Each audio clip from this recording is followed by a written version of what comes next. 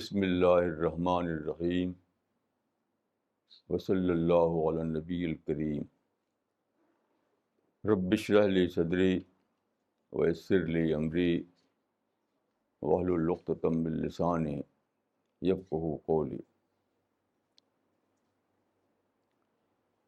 آج کا ٹاپک ہے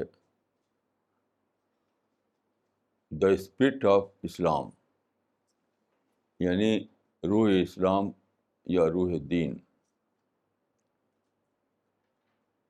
دیکھیے، کسی بھی مذہب میں، وہی تو اسلام میں، جب بھی زوال آتا ہے تو ایسا نہیں ہوتا کہ اسلام کی شکلیں ختم ہو جائیں۔ جو چیز نہیں رہتی وہ صرف اسپرٹ ہے، روح دین۔ اسپرٹ کا مطلب کیا ہے؟ اسپرٹ کا مطلب ہے non physical part of your personality. آپ کا یہ جو وجود ہے تو ایک اس کی باڈی ہے جو آپ دیکھ رہے ہیں، اور ایک اس کے اندر کی اسپرٹ ہے، روح ہے، وہ دکھائی نہیں دیتی لیکن اصل وہی ہے۔ جب وہ نکل جائے تو اس باڈی کو قبر میں ڈال دیتے ہیں۔ تو اصل چیز جو ہے اسلام میں اسپرٹ ہے۔ لیکن یہ عجیب بات ہے کہ مسلم تاریخ میں اسپرٹ جو ہے وہی سب سے زیادہ گم ہو گئی۔ اس کا سبب یہ ہے کہ اسپرٹ کی نمائندگی ایسے ہونے کی جو اس کے صحیح، اس کے لیے کمپیٹنٹ نہیں تھے۔ یہ مسئلہ دیکھیے آج سے نہیں ہے، بہت پیشے سے آتا ہے۔ جب رسول اللہ صلی اللہ علیہ وسلم کا زمانہ تھا، صحابہ کا زمانہ تھا اور تابعین کا زمانہ تھا، جس کو کہا جاتا ہے قرون مشہود لہا بالخیر، اس زمانے میں سارا زور اسپرٹ پہ ہوتا تھا۔ اس کا ثبوت یہ ہے کہ اس زمانے میں اس زمانے میں دین مبنی پر قرآن تھا۔ قرآن ہی کو پڑھنا، قرآن کو سنانا، قرآن کو کے ذریعے دعوت دینا، یہی سب تھا اس زمانے میں۔ عرض علیہم الاسلام بطلع علیہم القرآن۔ صحابہ کرام مقری کہے جاتے تھے، قرآن پڑھ کر سنانے والے۔ اب آپ دیکھیے، ایک مرتبہ پورا قرآن پڑھیے آپ اے سے زیڈ تک، کہیں بھی آپ اس میں فارم کی بات نہیں دیکھیں گے۔ اسپرٹ کا الٹا کیا ہے؟ فارم، یعنی شکل۔ سارے قرآن میں صرف اسپرٹ کی بات ہے۔ آپ دیکھیے، نہ تو عبادت کی شکل بتائی گئی ہے، نہ روزے کی شکل بتائی گئی ہے، نہ حج کی، یعنی جو بھی اسلام میں ضروری اعمال ہیں، کسی کا بھی اگر جاننا چاہیں فارم، تو اس میں نہیں ملے گا قرآن میں آپ کو۔ سارا قرآن اسپرٹ ہی کو بیان کرتا ہے۔ اسپرٹ، حمد، تقویٰ، خشیت، خوف، محبت الہی، یعنی جو اسپرٹ والی چیزیں ہیں وہی سارے قرآن میں بھری ہوئی ہیں۔ تدبر، تفکر، تبسم، یہ سب اسپرٹ کی باتیں ہیں۔ تو قرون مشہود لہا بالخیر کے زمانے میں یہ تھا کہ سارا چرچا ہوتا تھا اسپرٹ کو لے کر کے۔ بعد کے زمانے میں یہ ایک ڈیریلمنٹ ہوا، ڈیریلمنٹ، یعنی گاڑی پٹری سے اتر گئی۔ یہ ہوا عباسی دور میں فقہا کے ذریعے۔ فقہا نے ساری بحث چلا دی فارم پر۔ آپ دیکھیے، یہ جس کو کہا جاتا ہے چار فقہ۔ چار فقہ کیا ہے؟ چار اسپرٹ نہیں ہے۔ ایسا نہیں کہ چار کے ہاں تقویٰ کا چار تصور ہے، خشیت کا تصور ہے، ایسا نہیں ہے۔ جو فارم ہے اس کا چار تصور ہے۔ مثلا کوئی کہے گا کہ آمین بستر ہونا چاہیے، کوئی کہے نہیں آمین بجل ہونا چاہیے، کوئی کہے کہ ایک ہاتھ سے مسافہ، کوئی کہے دو ہاتھ سے مسافہ۔ یہ سب کیا ہے؟ فارم ہے، ظاہری شکل ہے۔ تو چار فقہ کا مطلب یہ نہیں کہ 4 spirit of Islam, 4 form of Islam. یہ تھا ڈیریلمنٹ. یعنی اس کو ہم کہہ سکتے ہیں، یہ بھی کہہ سکتے ہیں کہ شفٹ آف ایمفیسس. سارا زور ہوتا تھا پہلے اسپرٹ پر، اب زور ہونے لگا فارم پر. ساری بحث ہیں، آپ کتابیں پڑھیے، فقہ کی کتابیں، چاروں فقہ کی کتابیں پڑھیے آپ، ساری بحثیں چلیں گی فارم پر. یہ فارم نہیں وہ فارم، یہ فارم نہیں وہ فارم، اسی پہ بحثیں ہوں گی. یہ اگر روح غائب ہو گئی، فارم باقی رہا. دیکھیے اس کے جواب میں ایک تحریک اٹھی صوفیہ کی. صوفیہ نے روح پر زور دیا، لیکن صوفیہ میرے نزدیک اس مشن کے لیے کمپیٹنٹ نہیں تھے جو لے کر اٹھے تھے وہ. کیوں؟ پچھلے زمانے میں جو تصورات تھے پچھلے مذہب والوں کے، اس سے انہوں نے سمجھا کہ روح کیسے پیدا کی جائے. یعنی مراقبہ، دل میں اترنا اور دل پر دھیان دینا. یہ ایک غلط چیز تھی، کیونکہ دل میں تو کچھ بھی نہیں. قرآن حدیث میں جو آتا ہے تقویٰ ہونا، اس کا مطلب نہیں کہ اس دل میں سب کچھ ہے. وہاں یعنی جو حدیث میں جو لفظ آیا ہے یا قرآن میں قلب کا لفظ، وہ اس میں انر کنٹینٹ کے معنی میں ہے. انر کنٹینٹ، اندر کی پرسنالٹی، اندر کی اسپرٹ، اس معنی میں ہے یہ. تو تقویٰ شکلوں میں نہیں ہے، وضاقتہ میں نہیں ہے، کپڑے میں نہیں ہے، بلکہ جو انر کنٹینٹ ہے، اندر کی اسپرٹ، اس میں تقویٰ ہے. یہ مطلب ہے اس کا. نتیجہ کیا ہوا کہ سینکڑوں سال کی صوفیوں کی کوشش سے روح اسلام زندہ نہیں ہو سکی، کیونکہ دل میں وہ تھی ہی نہیں. وضاقتہ بن گئی بس. وضاقتہ کا نام تقویٰ بن گیا. متقیانہ وضاقتہ. متقیانہ وضاقتہ ایک بالکل بے معنی لفظ ہے. اسپرٹ کی کوئی وضاقتہ نہیں ہوتی ہے.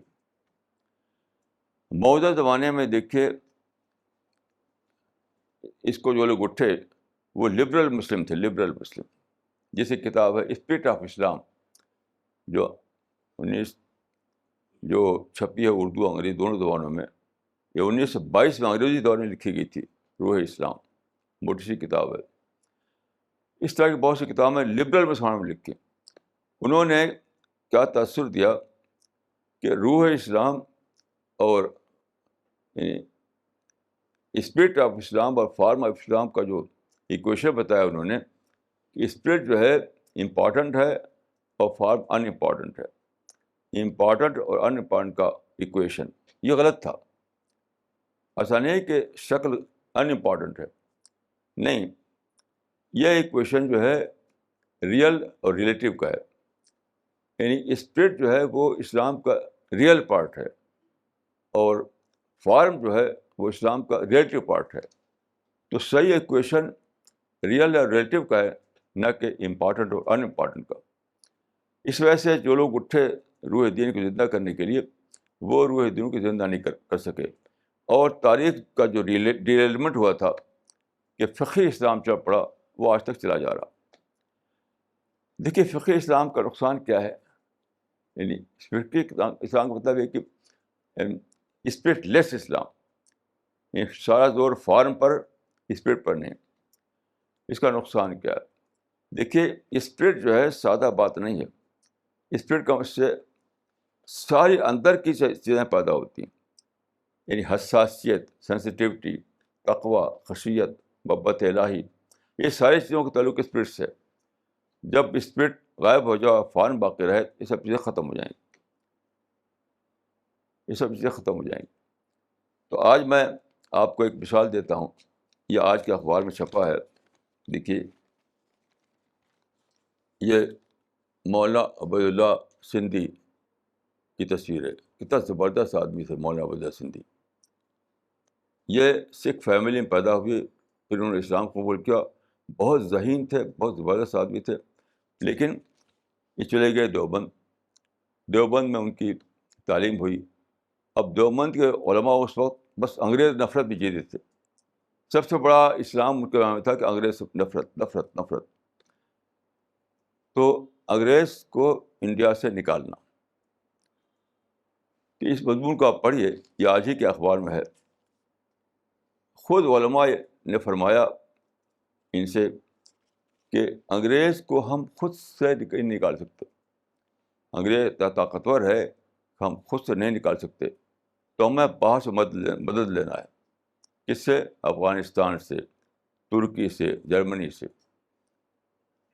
یہ خود اسے بھی لکھا ہوا اور کتابوں میں لکھا ہوا، آپ کتابوں میں پڑھ لیجیے. ان علماء کا ذہن یہ تھا اس زمانے میں کہ انگریزوں کو چونکہ ہم خود سے نہیں نکال سکتے، اس لیے ہمیں باہر کی مدد دینی پڑے گی. تو ان لوگوں نے افغانستان میں ایک ایگزائل گورنمنٹ بنائی، جس کے یہ وزیر داخلہ تھے، اس کے یہ مولانا وجہ سندھی اور راجہ مہندر پرتاپ صدر تھے، وغیرہ وغیرہ. تو ان لوگوں کا کام یہ تھا کہ ترکی سے، افغانستان سے، جرمنی سے تعلقات قائم کر کے وہاں سے حملہ کروائیں انڈیا کے اوپر.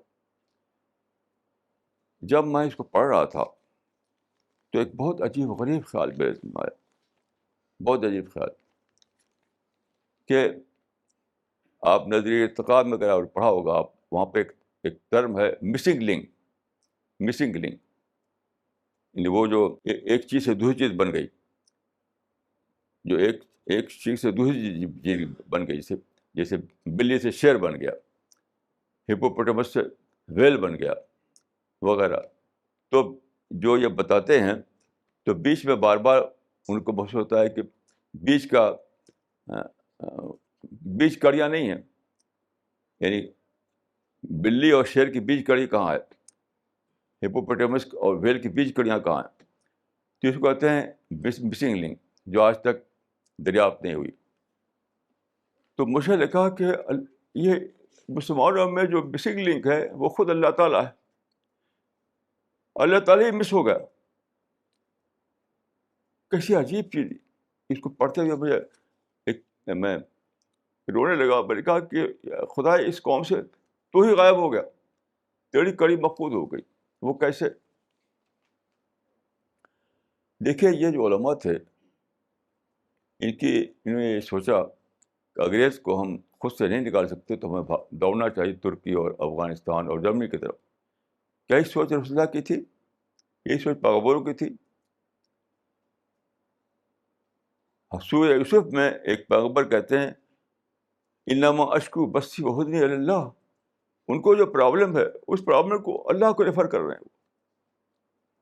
انما اشکو بسی وحزنی اللہ، اے اللہ میں پرابلم سے دو چار ہوں، تیری طرف میں اس پرابلم کو ریفر کرتا ہوں، تو حل کر دے میرے پرابلم. ایسے دیکھیے رسول اللہ صلی اللہ علیہ وسلم نے مکہ سے ہجرت فرمائی مدینہ کے لیے. درمیان میں آپ غور سور میں ٹھہرے تو وہاں آپ کے دشمن تھے، وہاں بھی پہنچ گئے، تلواریں لیے ہوئے تھے، وہ لوگ قتل کرنا چاہتے تھے. تو صرف دو آدمی وہاں تھے، رسول اللہ اور ابوبکر. حضرت ابوبکر نے کہا کہ یہ تو یہاں ہی پہنچ گئے.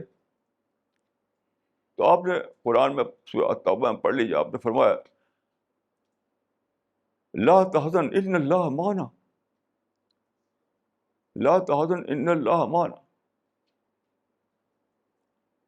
غم نہ کرو، اللہ ہمارے ساتھ ہے.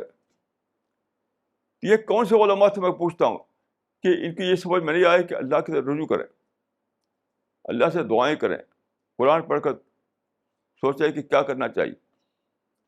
یہ دوڑ رہے ہیں ترکی کی طرف، دوڑ رہے ہیں جرمنی کی طرف، دوڑ رہے ہیں افغانستان کی طرف. نتیجہ کیا؟ مکمل ناکامی ہوئی. 1,00,000 علماء کو شہید کر مار ڈالا انگریزوں نے. لوگ بے وطن ہوئے، جائیدادیں ان کی بک گئیں، اور کیا کیا مصیبتیں پیش آئی. فائدہ کچھ بھی نہیں. تو انگریزوں کے آنے سے جو مسئلہ پیدا ہوا تھا تو لوگ دوڑنا چاہتے اللہ کی طرف. یہ دوڑے کس کی طرف؟ انسانوں کی طرف، افغانستان کی طرف، ترکی کی طرف، جرمنی کی طرف.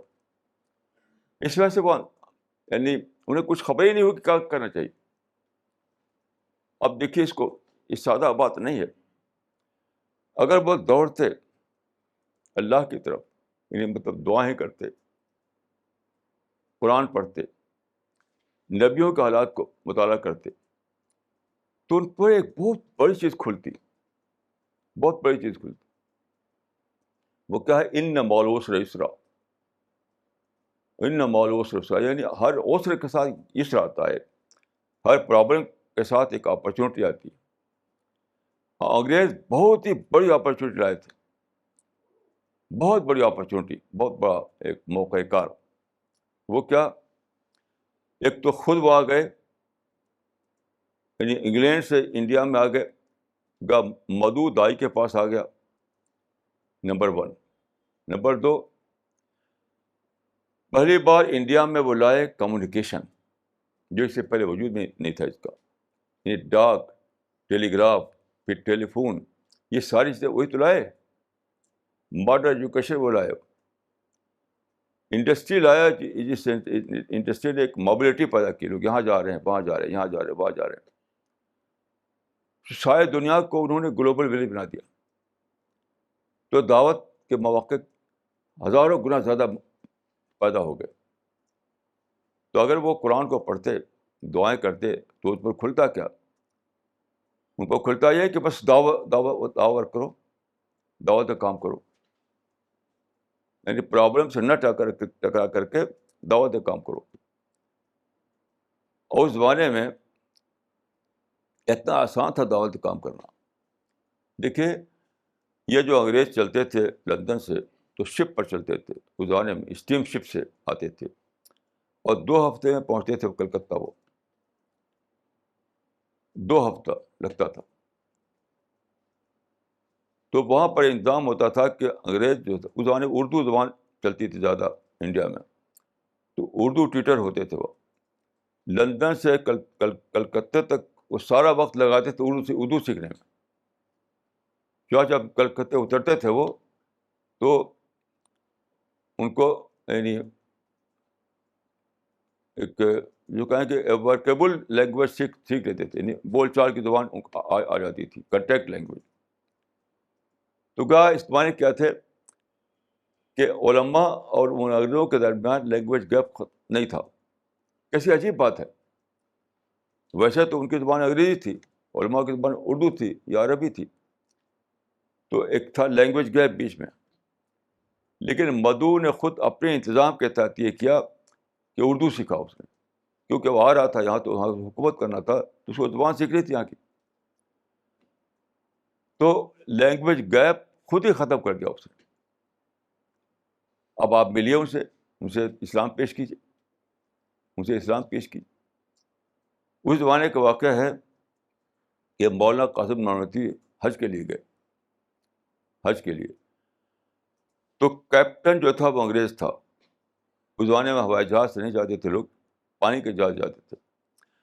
کیپٹن انگریز تھا. اس واقعے کو آپ پڑھ سکتے ہیں سوانح قاسمی میں، جو مولانا معاذ حسن گیلانی لکھی. تو اس کیپٹن نے دیکھا کہ ایک عالم ہے، لمبی داڑھی ہے، عالم کی صورت ہے، تو ان سے آ کے ملا وہ، اور اس نے چاہا کہ کچھ اسلام کے بارے میں یہ بتائیں. تو چونکہ انگلش نہیں جانتے تھے، تو ٹرانسلیٹر کے ذریعے کچھ گفتگو ہوئی اس کیپٹن سے. تو اس پہ اچھا اثر پڑا. تو مولانا قاسم نانوتوی نے خود کہا کہ اگر میں انگریزی جانتا تو زیادہ اور زیادہ بتا سکتا تھا اس کو، اور زیادہ متاثر ہوتا میری باتوں سے وہ، اور اسلام کے قریب آ جاتا. یہ ان کو تجربہ ہوا. اس تجربے کے معنی کیا ہوئے؟ اس تجربے کے معنی یہ ہے کہ انگریز پورے ملک میں خود ہی آ گئے ہیں، اب خوب دھوم سے دعوت کام کرو. ایک انگریز ملا تھا ان کو جہاز پر، تو اس پر جو تجربہ ہوا، اس تجربے سے اللہ تعالیٰ نے انہیں ایک سبق دیا تھا کہ انگریزوں پر دعوتی کام کرو. اردو تمہاری زبان ہے، وہ خود ہی اردو سیکھ کے آ رہے ہیں. تو آپ غور کیجیے کتنا بڑا کام ہوتا. یعنی وہ کام ہوتا جو 12ویں صدی میں 13ویں صدی میں ہوا. دولت عباسی کو جب تاتاریوں نے ختم کر دیا تھا، تاتاریوں نے دولت عباسی کو مٹا دیا، یعنی سمرقند سے حلب تک سب کو حوالہ کر دیا. اس وقت کس چیز نے بچایا امت کو؟ وہ تبلیغ و دعوت نے. یعنی کوئی اس وقت طاقت نہیں تھی مسلمانوں کی ان کے مقابلے میں. چنانچہ یعنی ایک بہت ہی پیرلل بتاتا ہوں میں کو, پیرلل یہاں وہاں میں. اس زمانے میں یہ مشہور ہو گیا تھا, جس طرح سے میں نے عرض کیا کہ یہاں پر علماء نے یہ کہا کہ ہم انگریز سے نہیں لڑ سکتے, ہمیں کوئی اور طاقت کی مدد لینی پڑے گی, ہم خود بطور خود نہیں لڑ سکتے انگریز سے. اس کا پیرلل بتاتا ہوں میں آپ کو. جس زمانے میں تاتاری چھا گئے, عباسی حکومت کو مٹا دیا انہوں نے, تو ان کا دبدبہ اتنا ہو گیا کہ وہاں پر یہ مشہور ہو گیا کہ اذا قیل لک ان تتر انہضب فلا تصدق, اذا قیل لک ان تتر انہضب فلا تصدق. اگر یہ کہا جائے کہ تاتاری ہار گئے تو کبھی ماننا مت, ان کی طاقت اتنی زیادہ ہے کہ ہم ان کو ہرا نہیں سکتے. اب دیکھیں کہ یہاں پر جو آیا ذہن, وہی ذہن وہاں بھی تھا. یہاں یہ ذہن تھا کہ انگریز کو ہم نہیں ہرا سکتے, وہاں بھی یہی آیا کہ ہم تاتاریوں کو ہرا نہیں سکتے. لیکن وہاں پر کچھ ایسے اسباب پیدا ہوئے کہ دعوی ورک شروع ہو گیا. اس کو لکھا ہے, آرنلڈ کی کتاب ہے جو ہمارے چھپی, آپ پڑھ لیجیے اس کو, دا اسپریڈ آف اسلام. اس نے لکھا ہے کہ ہوا یہ کہ تاتاریوں نے بہت سے عورتوں مردوں کو پکڑا, ان کو لے گئے, ان کو غلام آبادی بنا لیا, ان سے کام کروانے لگے. تو تاتاریوں میں پہنچ گئے یہ لوگ, تو صبح شام رات دن ان سے ملنا جلنا ہونے لگا, یعنی انٹریکشن ہو گیا, یعنی جبری انٹریکشن, کمپلسری انٹریکشن. یعنی پکڑ لے گئے کہ چلو ہم خدمت گار کے طور پر, تو گھر کا کام اور دوسرے جو کام تھے ان سے لینے لگے. That was a kind of compulsory interaction. تو مسلمانوں کا انٹریکشن ہونے لگا ان سے. تو اس میں بار بار تاتاری ان سے پوچھتا کہ یہ کیا ہے وہ کیا ہے. مثال کے طور پر فرض کی چھینک آئی تو انہوں نے کہا کہ الحمدللہ. وہ پوچھتا تھا کہ یہ کیا چیز ہے بھائی, الحمدللہ کیا ہے, یہ بتاتے تھے الحمدللہ. یا فرض کیے کہ وہ نماز پڑھنے لگے, وقت آیا نماز کا, تو وہ پوچھنے لگے بھائی نماز کیا چیز ہوتی ہے, یہ کیوں اٹھ کر رہے ہو, اس کو بتایا انہوں نے. اس طرح موقع سے ڈیورنگ انٹریکشن مسلمانوں سے اسلام ان تک پہنچنے لگا. جیسے کیا ہوا کہ 50 سال کے اندر تاتاری اسلام میں داخل ہو گئے اور انہوں نے اسلام کا جھنڈا اٹھا لیا, جس کو اقبال نے کہا ہے کہ ہے یہاں فتنے تاتار کے افسانے سے, پاسباں مل گئے کعبہ کو صنم خانے سے. اب آپ دونوں کو غور کیجیے, وہاں بھی یہی ذہن تھا کہ اذا قیل لک ان تتر انہضبوا فلا تصدق, کہ ہم اپنی طاقت سے ان کو ہرا نہیں سکتے. یہی ذہن پیدا ہوا یہاں ہم انڈیا کے علماء میں کہ ہم اپنی طاقت سے انگریزوں کو ہرا نہیں سکتے. تو اس سے سبق بھی نہیں لیا انہوں نے کہ ہمارے پاس ایک چیز ہے اور دین ہے, اسلام ہے, قرآن ہے, وہ زہر کر سکتا ہے تاتاریوں کو. وہ یہاں بھی کوئی نہیں استعمال کیا انہوں نے, کیونکہ اس لمبی مدت میں یہ سب مسنگ لنک بن چکا تھا. نہ لوگوں کو قرآن کی خبر, نہ اللہ کی خبر. بس خبر تھی کس کی, کوئی افغانستان ہے, کوئی ترکی ہے, کوئی جرمنی, دوڑو اس کی طرف. یہ چیزیں ہیں سوچنے کی. اس میں جھوٹا فخر اس میں بتایا گیا ہے. یہ نہیں بتایا گیا کہ اس یعنی نہ قرآن سے سبق لیا لوگوں نے, نہ تاتاریوں کی جو تاریخ ہے اس سے سبق لیا.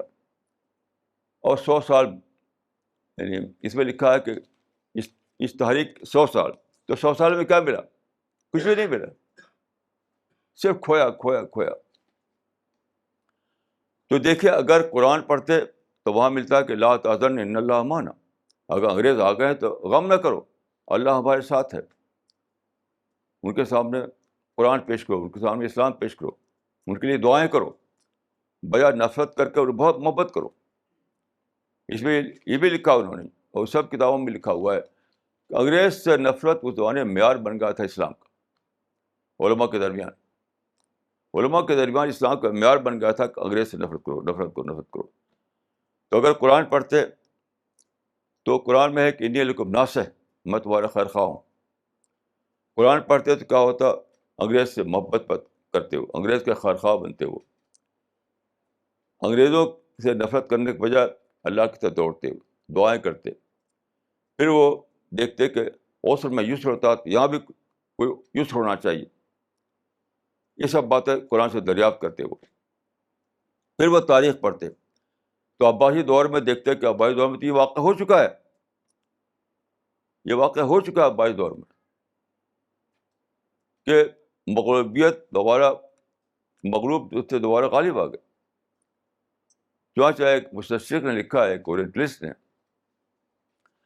کہ the legend of Muslims conquered where their arms had field.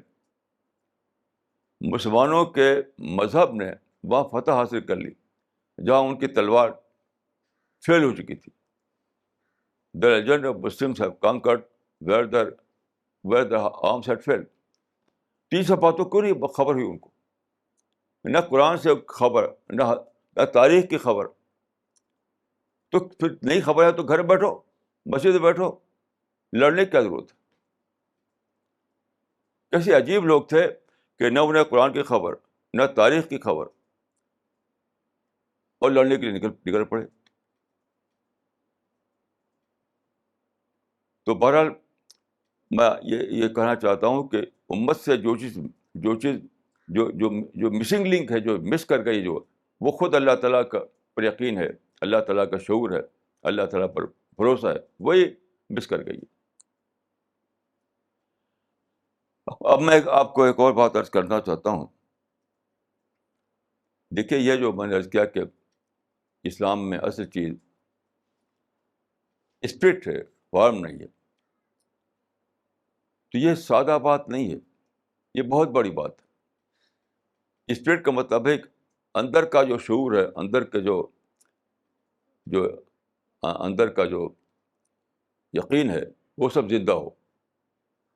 تو وہ جب زندہ ہوتا ہے تو کیا ہوتا ہے، اس کو میں مثال دیتا ہوں آپ کو. کل میں قرآن کی مختلف تفسیریں نکالی میں نے، اس میں یہ دیکھا کہ الحمدللہ رب العالمین کا مطلب کیا بتایا لوگوں نے. جو پہلی آیت ہے، کچھ بھی نہیں نکلا، عجیب غریب قسم کے بس ہیں جس کے معنی مطلب نہیں. پھر میں نے سوچا کہ دیکھیے ایسا کیوں ہے؟ کیونکہ اسپرٹ غائب ہے، کیونکہ شعور غائب ہے، کیونکہ یعنی اللہ سے تعلق غائب ہے، تو بڑی بڑی باتیں ان کی سمجھ میں نہیں آتی. مثال کے طور پر دیکھیے، ہر مسلمان آج کل الحمدللہ کہتا ہے. یہاں سے لے کر امریکہ تک چلے جائیے، کوئی بات ہوگی، الحمدللہ میرا بیٹا پاس ہو گیا فلاں ایگزام میں، الحمدللہ میں نے گھر لے لیا فلاں جگہ، الحمدللہ میرا بزنس اچھا چل رہا ہے. جس کو دیکھیے الحمدللہ الحمدللہ کرتا ہے. میں اس کو جھوٹا الحمدللہ کہتا ہوں، معاف کیجیے گا. جھوٹا اس لیے کہ آپ نے الحمدللہ کو، الحمدللہ کے دم کا خود ساختہ مفہوم لے رکھا ہے. قرآن میں دیکھیے یہ ہے الحمدللہ رب العالمین، اس یہاں پر حوالہ دیا گیا ہے رب العالمین کا، جو سارے عالم کا رب ہے. اور آپ نے دریافت کر رکھا ہے الحمدللہ ربی، یعنی اپنے ذاتی معاملے سے جوڑ رکھا ہے آپ نے اس کو. جتنے مسلمان بولتے ہیں مجھے بہت ہی تکلیف ہوتی ہے. تم کو کچھ مل گیا تو تم الحمدللہ کہہ رہے ہو، تم کو بیٹے کو مل گیا، تمہارے گھر میں کچھ ہو گیا، تمہارے بزنس ہو گیا، تو کہا الحمدللہ الحمدللہ. نہیں، آپ کو عالم کی سطح پر دریافت کرنا چاہیے. ہاں، عالم کی سطح پر، کیونکہ رب العالمین ہے، تب جا کر آپ حمد کر پائیں گے. یہ تو بہت ہی چھوٹی حمد ہے کہ ذاتی سطح پر کچھ مل گیا آپ کو تو آپ کہیں الحمدللہ الحمدللہ. نہیں، کیونکہ قرآن میں جو لفظ ہے اس پر غور کیجیے، الحمدللہ رب العالمین. حمد ہے اس اللہ کا جو سارے عالم کا رب ہے. اب آپ اس پر غور کیجیے کہ سارے عالم کا رب کیوں کہا فرمایا. تو آپ جب غور کریں گے تو آپ پر عجیب غریب باتیں کھلیں گی. مثلا دیکھیے کہکشائیں جو ہیں، جسے بلین بلین ستارے ہوتے ہیں اور سارے مسلسل گھوم رہے ہیں لیکن ٹکراؤ نہیں. آپ کہیں کہ یعنی یہ رب جو ہے، یعنی یہ رب العالمین جو ہے، کیسی عجیب طاقت ہے اس کی، کیسی عجیب ربوبیت ہے اس کی جتنی بڑی کہکشائیں گھوم رہی ہیں ان میں ٹکراؤ نہیں. ہم تو ذرا سی بات ہماری بگڑ جاتی ہے, ذرا سی بات میں ایکسیڈنٹ ہو جاتا ہے, ذرا سی بات میں کچھ نہ کچھ معاملہ خراب ہو جاتا ہے. تو اللہ کی ربوبیت کتنی زیادہ ہے, اس کی قدرت کتنی زیادہ ہے کہ اتنی بڑی بڑی کہکشاؤں کو وہ حرکت میں متحرک ہے, ان میں کوئی ٹکراؤ نہیں ہوتا. پھر سولر سسٹم دیکھیے آپ, کتنا بڑا سولر سسٹم ہے, اس میں مسلسل سارے اس کے جو باڈی ہیں سب گھوم رہے ہیں اور وہاں پہ کوئی ٹکراؤ نہیں. تو آپ سوچیں کہ رب کی عظمت کو آپ کہکشاں کی سطح پر دریافت کریں گے, رب کی عظمت کو آپ سولر سسٹم کی سطح پر دریافت کریں گے, رب کی عظمت کو آپ سمندروں کی سطح پر دریافت کریں گے. کیسا عجیب قدرت والا وہ رب ہے جس نے سمندروں کو پیدا کیا, پانی کے ذخیرے پیدا کیے, جس نے پہاڑوں کو پیدا کیا, جس نے ہواؤں کو پیدا کیا. تو اس طرح سوچیں کہ آپ کو ایک یونیورسل ہم دریافت کریں گے. آپ یونیورسل ہم, اس ساری کائنات میں اللہ کی جو ربوبیت چھائی ہوئی ہے اس سب کو دریافت کریں گے آپ. اس وقت جو آپ نکلے گا آپ کی زبان سے خدا تیری حمد ہے, تو کتنا بڑا ہوگا, کتنا بڑا وہ ہوگا. یعنی خدا کے وہ ہم جو کہکشاؤں کی سطح پر, جو سولر سسٹم کی سطح پر, جو سمندروں کی سطح پر, جو پہاڑوں کے سطح پر ظاہر ہو رہی ہے, وہ سب آپ کے حصے میں آ جائے گی. تب جو آپ الحمدللہ رب العالمین کہیں گے وہ الحمدللہ ہوگا. ابھی تو بہت چھوٹا الحمدللہ بولتے ہیں آپ, بہت چھوٹا بولتے ہیں کہ آپ کا بچہ امتحان میں پاس ہوگا, آپ کا الحمدللہ میرا بچہ پاس ہو گیا. بزنس میں کچھ فائدہ ہوگا, آپ کا الحمدللہ بزنس فائدہ ہو گیا. کسی اچھے کالونی میں آپ گھر مل گیا, الحمدللہ وہاں مجھے فلیٹ مل گیا. یہ تو بہت چھوٹا الحمدللہ ہے. الحمدللہ کو یونیورسل بنا, یونیورسل سارے عالم میں جو اللہ کی حمد چھائی ہوئی ہے وہ آپ کے حصے میں آ جائے, تب جا کر آپ جب کہیں گے الحمدللہ رب العالمین, تو وہ سچا الحمدللہ ہوگا, وہ سچا الحمدللہ ہوگا. یہ سب کیوں ہے؟ کیونکہ ہم خدا کو لے کر سوچتے ہی نہیں. خدا ہی مس ہو گیا ہمارے مائنڈ سے.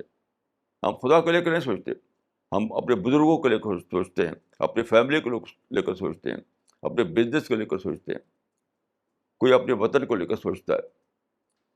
یعنی کسی نہ کسی ادر گاڈ کو لے کر آپ سوچتے ہیں, اور ساری جو چیزیں اسی کو کسی کو حوالے کی ہوئی ہیں. آپ گاڈ اورینٹڈ تھنکنگ غائب ہے.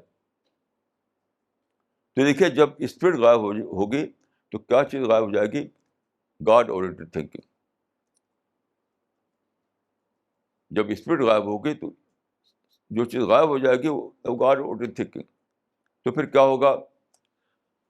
جو یہ کہا گیا قرآن میں کہ تمہارے اندر اللہ سے حب شدید ہونا چاہیے. کیسے آئے گا حب شدید جب اللہ کو آپ نے کسی بڑی سطح پر دریافتی نہیں کیا ہے؟ حب شدید کہاں سے آئے گا؟ جب اللہ کو دریافت کریں آپ ساری کائنات کی سطح پر, کائنات کی سطح پر کی جو ربوبیت ہے اس سطح پر دریافت کریں, تب آپ کے اندر آئے گی حب شدید. وہ آئے گی نہیں. وہ ایسی جو ہے کہ ولم یخش الا اللہ, خوف شدید, وہ بھی تب پیدا ہوگی جب آپ اللہ کو دریافت کریں اس کی عظمت, یعنی کائناتی عظمت کے ساتھ. آپ نے دریافت یا تو دریافت ہی نہیں کیا ہے, یا دریافت کیا ہے تو آپ نے بیٹا بیٹی کی سطح دریافت کیا. الحمدللہ میرے بیٹے بڑے اچھے ہیں, الحمدللہ میری فیملی بڑی اچھی ہے, اس سطح پر دریافت کیا آپ نے. وہ سطح جو ہے کائناتی سطح, اس پر آپ نے اللہ کو دریافت ہی نہیں کیا ہے, تو کہاں سے آپ کے اندر حب شدید آئے گی؟ کہاں سے آپ کے اندر خوف شدید آئے گا؟ نہیں آ سکتا ہے. تو اس زمانے میں جس کو ہم امت مسلمہ کہہ رہے ہیں, وہ قوم مسلم ہے. وہ امت مسلمہ نہیں, وہ قوم مسلم ہے. اور اس کے اندر جو چیز غائب ہو گئی ہے وہ خود شعور خداوندی, وہ دریافت خداوندی غائب ہو گئی ہے. تو آپ سوچ سکتے ہیں کہ جب خود شعور خداوندی غائب ہو جائے تو پھر کیا چیز باقی رہے گی؟ کچھ بھی نہیں باقی رہے گی. تو کہاں سے دعوت آئے گی؟ یعنی سارے انسانوں سے جب محبت آپ کریں گے تب دعوت ابلے گی آپ کے اندر. آپ کی محبت تو صرف اپنے بیٹا بیٹی سے ہے، اپنی ذات سے ہے. جس مسلمان کو جا کر دیکھیے آپ، اس کی ساری محبت کے جذبات جو ہیں اپنی فیملی کے ساتھ، اپنے بیٹا بیٹی کے ساتھ ہے. تو دعوت کہاں سے ابھرے گی؟ اسی لیے مسلمان میں دعوت نہیں. داعی بننے کے لیے آپ کو سارے عالم سے محبت کرنا پڑتا ہے. میں ایک مرتبہ بھوپال گیا تو وہاں ایک صاحب ملے مجھ سے. ان کا کہ آپ دعوت کی بات کرتے ہیں، دعوت تو سبھی لوگ کرتے ہیں. میں نے کہا آپ جانتے نہیں کہ دعوت کیا چیز ہے.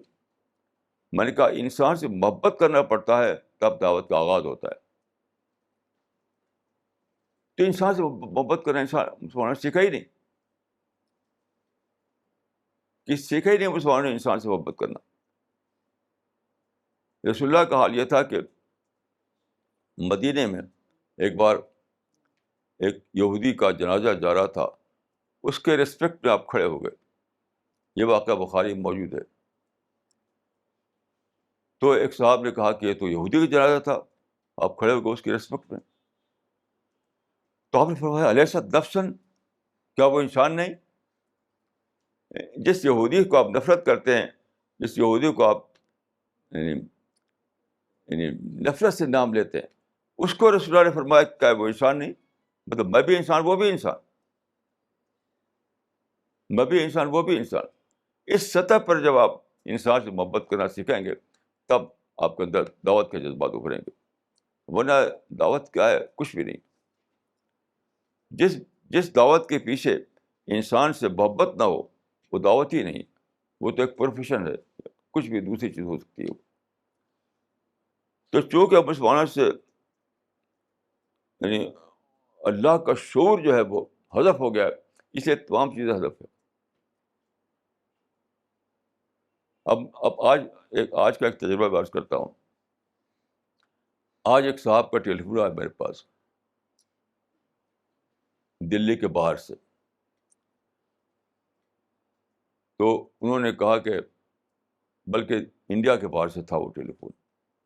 انہوں نے کہا کہ ہمارے یہاں ایک صاحب ہیں جو رسالہ بہت پڑھتے تھے اور بہت ان کی تعریف کرتے تھے پہلے، اب وہ مخالف بن گئے.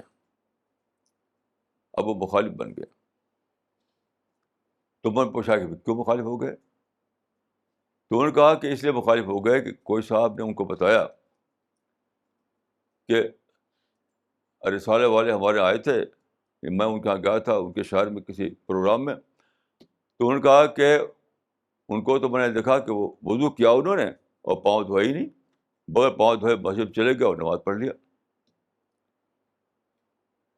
اب تو اتنی چھوٹی بات ہے کہ زمین آسمان کہیں کہ یہ جھوٹ ہے، لیکن مان لیا اس کو انہوں نے. ایک انسان کے کہنے سے کیسے مان لیا انہوں نے کہ میں نے ایسا کیا؟ یہ دور ہے ٹیلی فون کا، یہ دور ہے کمیونیکیشن کا. انہوں نے نہ تو میرے پاس خط لکھا، نہ مجھے ٹیلی فون کیا. مجھے ٹیلی فون کر کے پوچھتے کہ بھائی ہم نے سنا ہے کہ آپ فلاں جگہ گئے اور آپ نے وضو کیا تو پاؤں دھوئے ہی نہیں، پاؤں دھوئے بغیر آپ مسجد میں جا کے نماز پڑھنے لگے. تو مجھ سے کیوں نہیں پوچھا انہوں نے کہ کیوں اللہ کا خوف نہیں؟ دیکھیے ایک حدیث ہے بہت ہی ڈرانے والی. کوئی شخص جب کسی پر جھوٹا الزام لگائے اور وہ آدمی ویسا نہ ہو تو وہ الزام اسی کے لوٹ آئے گا. حدیث کے الفاظ یہ ہیں، جو آدمی کسی کو فاسق کہے، منافق کہے، کافر کہے اور وہ ویسا نہ ہو تو اس کا کہا ہوا اسی کی طرح لوٹ آئے گا. یعنی وہ خود کافر بن جائے گا، خود منافق بن جائے گا، خود فاسق بن جائے گا. یہ بوم رینگ معاملہ ہے. اب غور کیجیے، کوئی آدمی اگر اللہ کی پکڑ سے ڈرتا ہو، اس کو یقین ہو کہ ایک زندہ خدا موجود ہے، الحی القیوم، ایک زندہ خدا موجود ہے جو سارے انسانوں کو حشر کے میدان میں اکٹھا کرے گا. اور سب سے حدیث میں آتا ہے کہ سب سے اس کی بات ہوگی اللہ سے، اب بیچ میں کوئی ترجمان نہیں ہوگا. کیسی عجیب حدیث ہے کہ وقت آنے والا ہے جب کہ ہر انسان سے خدا کی بات چیت ہوگی اور بیچ میں کوئی ترجمہ نہیں ہوگا. اس وقت اللہ پوچھے گا کہ تم سے کسی نے اگر ایسا کہا تم نے مان کر اسے لیا؟ تم نے کیوں نہیں ٹیلی فون کر کے پوچھا اس آدمی سے؟ ٹیلی فون کر کے کیوں نہیں پوچھا؟ تو ابدائی کو آدمی کیا جواب دے گا؟ تو اسپرٹ نہ ہونے کا مطلب کیا ہے؟ خدا کا خوف نہ ہونا، خدا کی محبت نہ ہونا، خدا کا تقویٰ نہ ہونا، مواخذہ کا احساس نہ ہونا. حشر کے میدان میں کھڑے ہوں گے ہم اللہ کے سامنے، یہ اس یہ ذہن میں وہ گم ہو جانا. یہ بات اسپرٹ نہ ہونے کا یہ مطلب ہے. میرے خلاف اتنا زیادہ لوگ پروپیگنڈا کرتے ہیں کہ شاید تاریخ میں کسی کے خلاف اتنا پروپیگنڈا نہیں کیا گیا جتنا میرے خلاف ہو رہا ہو. لیکن ایک بھی اس میں سے مثال ایسی نہیں ہے جو سچی بات، جھوٹی بات کہتے تھے لوگ، جھوٹا پروپیگنڈا. ایک صاحب آئے مجھ سے ملنے کے لیے جہاں میں رہتا ہوں C29 میں. تو آئے، دروازے پہ کھڑے ہوئے. میں اکیلا تھا اس وقت. میں نے کہا اندر آئیے. تو وہ کھڑے کھڑے دیکھ رہے ہیں بس. کافی دیر کے بعد وہ اندر آئے. تو میں نے کہا بھائی کیا معاملہ ہے؟ ان کا ہم نے سنا تھا کہ آپ ایک کوٹھی میں رہتے ہیں جو فلی ایئر کنڈیشنڈ ہے اور اس میں صوفہ سے لگا ہوا، اس میں شاہانہ سب چیزیں ہیں. یہ تو ہاں تو کچھ بھی نہیں، تو بالکل سادہ گھر میں رہتے ہیں آپ یہاں پر. اس طرح کی بے شمار جھوٹی باتیں میرے خیال پڑا رکھی ہیں، ایک بھی سچی بات نہیں. اس کا مطلب کیا ہے؟ لوگوں کے دلوں سے اللہ کا ڈر نکل گیا ہے، مواخذہ کا خوف نکل گیا ہے. ان کو یہ یاد نہیں رہا کہ حشر کے میدان میں کھڑے ہوں گے ہم اور اللہ پوچھے گا کہ تم نے کیوں جھوٹی بات پھیلائی، کیوں پھیلائی ایسی بات. تو یہ جو معاملہ ہے، اسلام کا ایک فارم ہے، اسلام کی ایک اسپرٹ ہے. اگر آپ فارم دیکھ رہے ہیں کہیں، مثلا حج میں خوب بھیڑ لگی ہوئی ہے، مسجدوں میں بھیڑ لگی ہوئی ہے، یہ مت سمجھے کہ اسلام زندہ ہے. کیونکہ حدیث میں آتا ہے کہ مساجدہم عامرہ وہی خراب من الہدیٰ. ایک زمانہ آئے گا کہ مسجدیں خوب بھری ہوں گی لیکن ہدایت سے خالی ہوں گی. یہ بھی حدیث میں ایک زمانہ آئے گا کہ حج جو ہے وہ سیاحت بن جائے گا، سیاحت. تو فارم اس کا مطلب کیا ہے؟ یعنی فارم کے اعتبار سے تو اسلام دکھائی دے گا، اسپرٹ کے اعتبار سے اسلام غائب ہو جائے گا، یہ مطلب ہے. کیونکہ یہ بھی حدیث میں ہے کہ حتیٰ لا تری خاشعا، بھیڑ ہوگی مسجدوں میں، بھیڑ ہوگی مکہ مدینہ میں، لیکن لا تری خاشعا، ایک بھی تم کو نہیں ملے گا اس میں جو اللہ سے ڈرنے والا ہو. تو یہ کیا چیز ہے؟ اسپرٹ کا مفقود ہو جانا، یعنی فارم کا رہنا، اسپرٹ کا نہ رہنا. تو اسپرٹ جب نہیں رہتی ہے تو کیا ہوتا ہے؟ بہت ہی ایک بڑا واقعہ پیش آتا ہے. اللہ سے محبت غائب، اللہ سے خوف غائب، اللہ کا تقویٰ غائب، اللہ سے خشیت غائب، اللہ سے قربت غائب، جہنم کا ڈر غائب، حشر کے میدان کا تصور غائب، حتیٰ کہ موت کا تصور غائب. آج کل آپ دیکھیے کسی مجلس میں آپ بیٹھیے، کوئی موت کا چرچا کرتا ہوا نہیں ملے گا. میرے پاس ٹیلیفون آیا ایک صاحب کا، امریکہ سے، ہمارے ساتھی ہیں وہ. ان کا کہ ایک آدمی کیا موت ہو گئی، تو میں گیا ان کے یہاں ملنے کے لیے. تو میری زبان سے نکل گیا کہ ایک دن ہم کو بھی آپ کو اسی طریقے سے مرنا ہے. تو وہ غصہ ہو گئے. وہ کیا آپ یہ بتانے آیا مجھے مرنا ہے؟ یعنی ان کے عزیز کا انتقال ہوا ہے، ان کے عزیز کا ابھی بھی دیکھا انہوں نے کہ وہ عزیز ان کا مر گیا، اور یہ اگر کہہ رہے ہیں کہ ہم کو آپ کو بھی مرنا ہے، تو پہ غصہ ہو گیا. وہ کیوں؟ اپنے کو ایکسکلوڈ کیے ہوئے ہیں. ہر آدمی سمجھتا ہے کہ دوسرا مر گیا، ہم کو نہیں، کچھ نہیں ہونے والا ہے، ہمارا معاملہ پکا ہے. یہ سب کیوں ہے؟ اللہ کا خوف نہیں، قیامت کا یقین نہیں. حشر پر عقیدہ نہیں لوگوں کو. بس کچھ فارم پورا کر لیا تو فارم پر، یعنی اس وقت جو اسلام ہے وہ مبنی و فارم ہے. ایک فارم والا اسلام پورا کر لیا تو سمجھتے ہیں کہ بس ہمارا معاملہ پکا ہو گیا. یہ بلا شبہ جھوٹا اسلام ہے، بلا شبہ جھوٹا اسلام ہے. اس پر بہت ساری حدیثیں میں پیش کر سکتا ہوں آپ کو.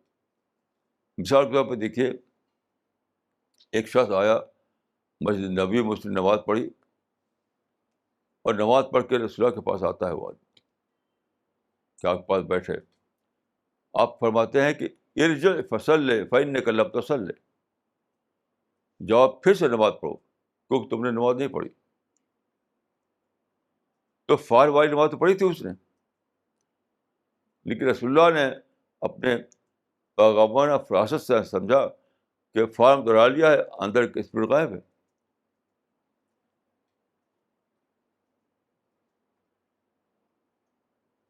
حدیث میں آتا ہے کہ واللہ لا یؤمن واللہ لا یؤمن واللہ لا یؤمن الذی لا یامن جارہ بوائقہ. خدا کی قسم وہ مومن نہیں ہے، خدا کی قسم وہ مومن نہیں ہے، خدا کی قسم وہ مومن نہیں ہے جس کے نویسنس سے اس کا پڑوسی امن میں نہ ہو. آپ یہ بتائیے کہ کون مسلمان ہے جو جو جو شعوری طور پر جس کے ذہن میں یہ موجود ہے کہ میرے پڑوسی کو مجھ سے کوئی تکلیف نہیں پہنچنا چاہیے. ایک حدیث ہے کہ کل المسلم علی المسلم حرام دمہ و مالہ و عرضہ. ایک مسلمان پر دوسرے مسلمان کی 3 چیزیں حرام ہیں. حرام لفظ آیا ہے، اس کا مال، اس کا خون اور اس کی عزت.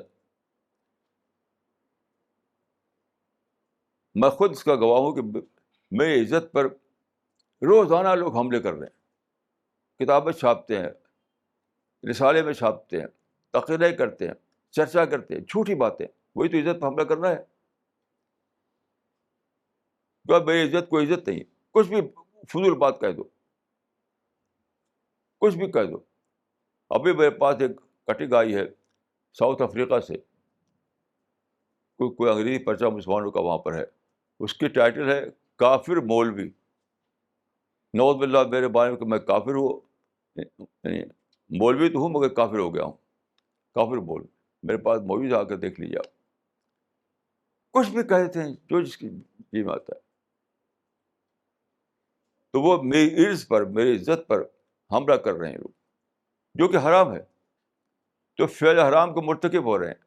کیوں؟ اللہ کا ڈر نہیں ان کو. تو یاد رکھیے، اسپرٹ جب غائب ہوتی ہے تو خوف خدا غائب ہو جاتا ہے، اور خوف خدا جب غائب ہو جائے تو آپ کچھ بھی کریں گے، کچھ بھی کریں گے آپ.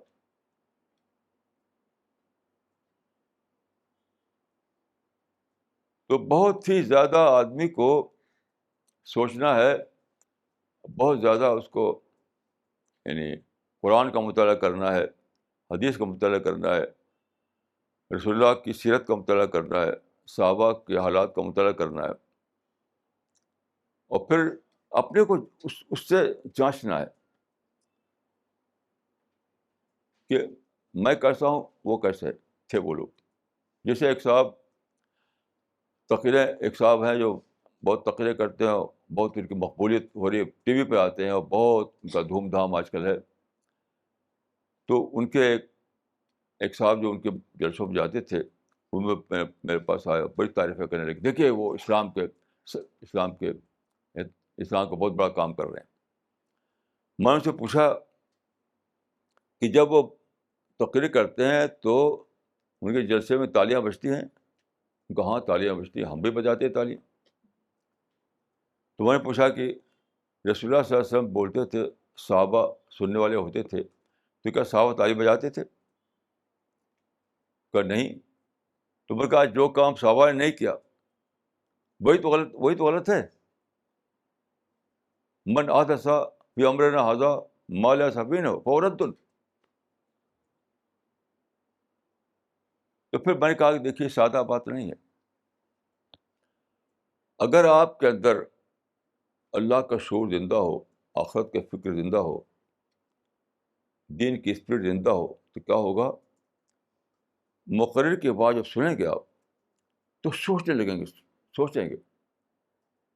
اگر زندہ نہیں ہے تو تالیاں بجائیں گے، ہوا کریں گے. مثال کے طور پہ دیکھیے، ایک حدیث ہے، الکیس من دانا نفسہ وہ عمل لما بعد الموت. فرض کیے کہ جب رسول اللہ صلی اللہ علیہ وسلم نے یہ حدیث سنائی ہوگی، جب بات کہی ہوگی صحابہ کے سامنے، تو میں سوچتا ہوں کہ کیا صحابہ نے تالیاں بجائی ہوں گی؟ یہ کیسے تالیاں بجائے کوئی شخص اس پر؟ الکیس من دانا نفسہ وہ عامل لما بعد الموت. اس کا مطلب ہے کہ دانش مند وہ ہے جو اپنے نفس کو قابو پہ رکھے، اپنی خواہشات کو قابو پہ رکھے، اور اب موت کے بعد جو آنے والی دنیا آخرت، اس کے اعتبار سے عمل کرے. اب بتائیے کہ رسول اللہ صلی اللہ علیہ وسلم نے یہ فرمایا اور وہاں صحابہ بیٹھے ہوئے ہیں، تو کیا آپ سمجھتے ہیں کہ تالیاں بجائیں گے؟ وہ ہر آدمی سوچے گا کہ بھائی کیا میں ایسا کر رہا ہوں؟ کیا میں اپنی خواہشوں پر کنٹرول کیے ہوئے ہوں؟ کیا میرے جو اعمال، جو میری ایکٹیویٹیز ہیں وہ آخرت رخی ہیں؟ یہ سوچے گا وہ. یعنی انٹراسپیکشن آئے گا، مواخذہ آئے گا، اپنے آپ کو جھنجھوڑے گا. کیسے ممکن ہے کہ اس طرح کی بات سنے آدمی اور تالیاں بجائیں؟ کیسے ممکن ہے بتائیے؟ تو جس تقریر کے بعد سامعین تالیاں بجائیں، سمجھ لیے کہ وہ باطل ہے، وہ تقریر باطل ہے، اس کا اسلام سے کوئی تعلق نہیں. جس تقریر کے بعد ایسا ہو کہ لوگ سوچنے لگیں، لوگ اپنے اندر جھانکنے لگیں، اپنا مواخذہ کرنے لگیں، انٹراسپیکشن کرنے لگیں، یہ جائزہ لینے لگیں کیا میں جو کچھ دوڑ دھوپ میری ہے آخرت کے لیے، تو وہ تقریر صحیح تقریر ہے، وہ رسول اللہ کی نمونے اس وقت کے مطابق. تو حساسیت جب اسپرٹ نہیں آتا، جب اسپرٹ نہیں رہتی تو حساسیت ختم ہو جاتی، بلکہ میں کہوں گا کہ کرائٹیرین بدل جاتا ہے. کرائٹیرین یعنی معیار جانچ کو بدل جاتا ہے. مثال کے طور پر دیکھیے، کئی بار ایسا ہوا کہ ایک شخص میرے پاس آئے گا، کہے گا فلاں جماعت کا جلسہ تھا، وہاں اب لاکھوں لاکھ اکٹھا تھے لوگ، اور بہت خوش ہو کے بتائے گا کہ اتنے ہزار اتنے لاکھ آدمی اکٹھا تھے وہاں. اب میں اسے پوچھوں گا کہ آپ کا ٹیک اوے کیا تھا؟ یعنی وہاں سے کون سے غذائے روحانی لے کر آئے آپ؟ کوئی ٹیک اوے نہیں. یعنی وہ کہے گا میں اس میں شریک ہوا اور لاکھوں لوگوں کا مجمع وہاں تھا اور وغیرہ وغیرہ، لیکن جب اسے ٹیک اوے پوچھا جائے تو کوئی ٹیک اوے نہیں. ٹیک اوے کا مطلب یہ ہے کہ وہاں جو آپ تقریریں سنی اس سے کیا غذائے روحانی ملی آپ کو، کیا سبق ملا آپ کو، اپنے دین کے لیے آپ کو کیا وہاں یعنی میسج ملا آپ کو؟ کچھ نہیں. یعنی بھیڑ کا چرچا اور ٹیک اوے کچھ نہیں. تو جب اسپرٹ نہیں رہے گی تو کرائٹیرین بدل جائے گا، کرائٹیرین معیار بدل جائے گا. یعنی آپ بھیڑ کو سمجھیں کہ بھیڑ کو بھی کوئی کام ہے، بھیڑ کام نہیں ہے، ٹیک اوے ہے تب کام ہے. یعنی اس بھیڑ میں جو اکٹھا ہوئی ہے، اگر وہ مقرر کی بات سن کر کے کچھ بات پائی انہوں نے، کچھ ان کے شعور میں، کچھ روح میں کچھ نیا ایمرجنس ہوا، تو پھر وہ دین ہی تھا، ورنہ کچھ بھی نہیں تھا، نتھنگ تھا، بھیڑ بھاڑ کا ایک تماشا تھا.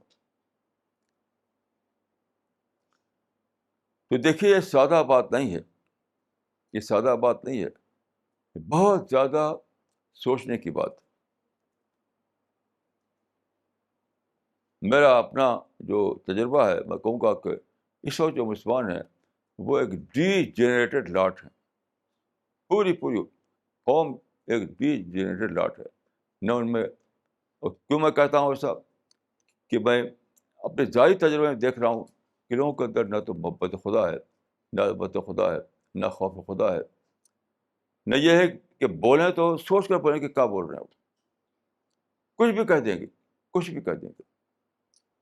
ایک صحابی سے رسول اللہ صاحب نے کہا کہ اپنی زبان کی حفاظت کرو، زبان کی. تو ان کا کیا زبان کی حفاظت بھی کرنا ہے ہم کو، اس کی بھی ہمیں، یعنی وہ بھی ایسی چیز ہے کہ ہم اس کی حفاظت کریں. تو آپ نے فرمایا کہ زبان سے تو بولتے ہو وہی تو وہ جہنم میں لے آنے والی ہے. زبان کی کھیتیاں ہی تو آدمی کو جہنم میں لے جائیں گی. وَهَلْ يَكُبُّ النَّاسُ عَلَىٰ وُجُوهِهِمْ إِلَّا حَصَائِدُ أَلْسِنَتِهِمْ. اب مجھے بتائیے کہ کتنے لوگ ہیں ہماری اس قوم میں جو بولیں تو سوچ کر بولیں کہ میں جو بول رہا ہوں وہ فرشتے ریکارڈ کر لیں گے اور آخرت میں میرے سامنے پیش کریں گے وہ اللہ کے سامنے. کتنے لوگ ایسے ہیں کچھ بھی بولتے ہیں، بس کچھ بھی بولتے ہیں، یہ سوچے بغیر کہ ان کا جو بولا ہوا لفظ ہے وہ اللہ کے ہاں لکھ گیا. اور ان سے پوچھا جائے کہ تم نے ایسا لفظ کیوں کہا تھا، ایسا لفظ کیوں کہا تھا. ایک ہی چیز کو اگر آپ لے کر کے جانچیں لوگوں کو کہ کیا لوگ بولتے ہیں تو سوچ سمجھ کے بولتے ہیں، اسی سے معلوم جان لیں گے آپ کے آدمی اسپرٹ غائب ہے، اسپرٹ غائب ہے. تو یاد رکھیے لوگ سمجھتے ہیں کہ بھیڑ بھاڑ اکٹھا کر لو اور اور نعرے لگا دو اور اسٹریٹ یعنی سڑکوں پر یعنی ہجوم اکٹھا کر دو اور الیکشن کے موقع پر لوگوں سے وعدے کر لو وغیرہ وغیرہ. اس سے کچھ نہیں ہونے والا ہے، کچھ بھی نہیں ہونے والا ہے. اسلام کی اسپرٹ کو زندہ کرنا ہے. اسلام کی اسپرٹ زندہ ہوگی تو اللہ کا شعور زندہ ہوگا، اللہ سے محبت آئے گی لوگوں کے اندر، اللہ کا خوف لوگوں کے اندر آئے گا. حشر کا میدان میں کیا پیش آنے والا ہے اس کو لوگ سوچیں گے اور پھر پوری تھنکنگ بدلے گی، پوری سوچ بدلے گی، پوری شخصیت بدلے گی، ایک نیا انسان ایمرج کرے گا. تو یہ سب کرنا ہے. کوئی سمپل فارمولا اس کا نہیں ہے، کوئی بھی سمپل فارمولا نہیں.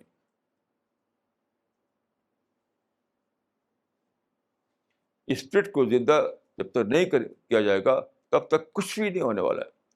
یہ ظاہری اعمال جو ہے، ظاہری فارم جو ہے، اس پر کتنی بھیڑ بھاڑ ہو کچھ بھی اس کا آپ ہنگامہ کریں اس سے کچھ نہیں ہونے والا ہے. جو داخلی اسپرٹ ہے اس کو زندہ کرنا ہے. جو کچھ ہوگا اسی وقت ہوگا جب کہ داخلی اسپرٹ زندہ ہو چکی ہو. سارا فوکس ہم کو اسی پہ ڈالنا ہے، ساری محنت اسی پر لگانا ہے. جو لوگ فارم پر محنت کر رہے ہیں ان کو جاننا چاہیے کہ فارم پر محنت کرنا ایسی ہے جیسے پتھر میں بیج ڈالنا.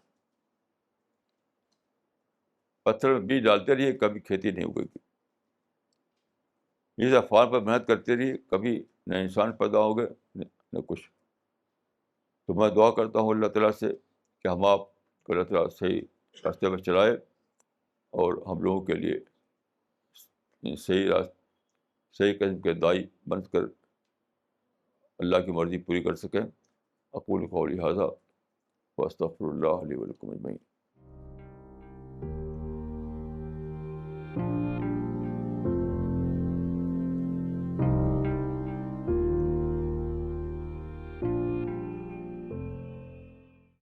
مولانا یہ سوال عبد اللطیف صاحب کا آیا ہے کراچی پاکستان سے.